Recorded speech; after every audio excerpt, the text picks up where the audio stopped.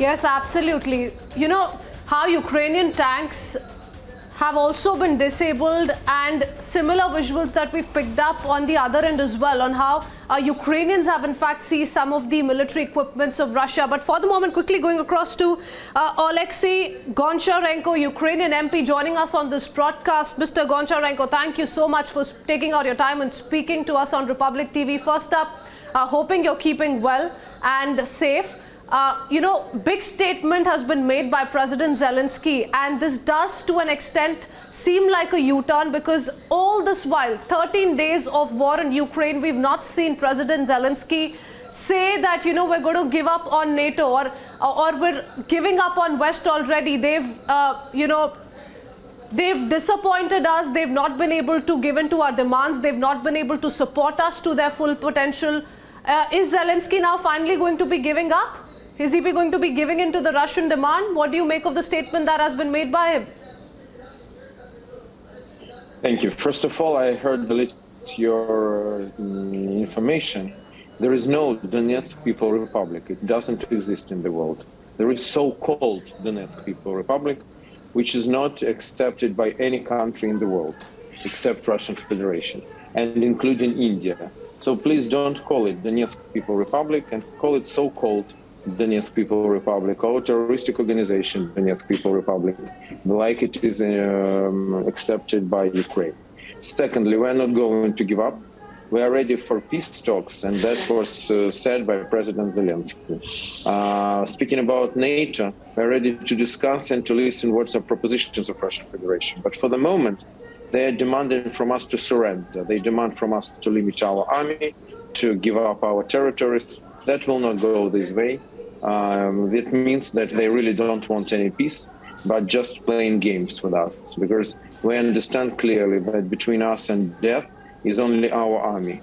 And Russia is committing war crimes and genocide against Ukraine in the middle of the 21st century.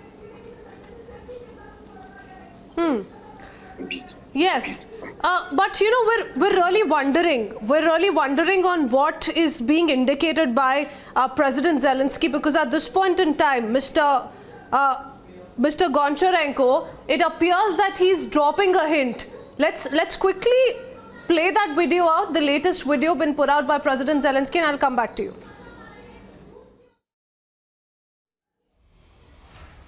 All right.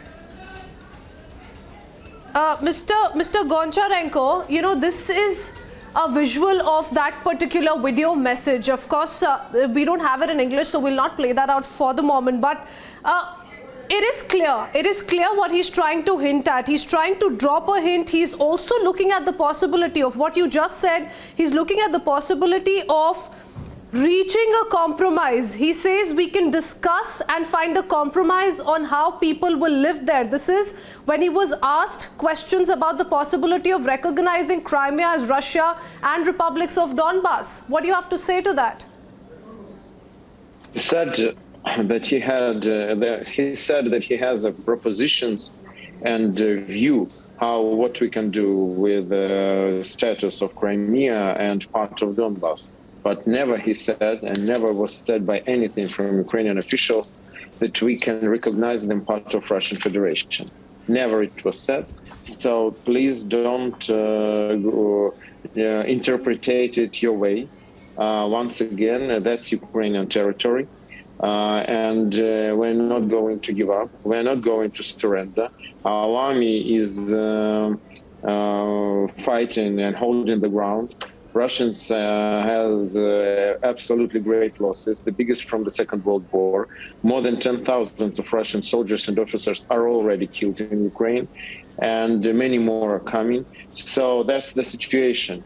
And we are absolutely, we want peace. It was not Ukraine who started this war, but peace and not capitulation and not surrender. No, but do you think these kind of statements are coming in because within the Ukrainian government there's a growing sense of disappointment with the West and the NATO? About NATO, yes, we are disappointed with the level of support from NATO countries, that's true.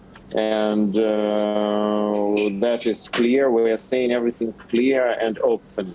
And I think that's the best way to provide politics, just to be open and clear and frank. Yes, we are waiting for more support, and we cannot say that the only way of guarantee of our security can be NATO. Maybe we can find another guarantees. That's what was said, because we are interested in security of our country, not just in membership anywhere, but in security of our country. That is said, and we are ready to discuss these things. But again, to discuss them and not to listen to these Russian absolutely ultimatums. The Russian ultimatums, they can live for themselves. Yes, and NATO has been sitting on the fence all this while. A quick answer before I let you go. One last question. He's all set to address the UK Parliament. This is going to be unprecedented. What do you expect him to say, Mr. Goncharenko? I think he will speak about support, about new sanctions, a ban on Russian oil and gas, and support with weapons, all issues which are important, because Ukraine now is fighting for free world where there is a democracy.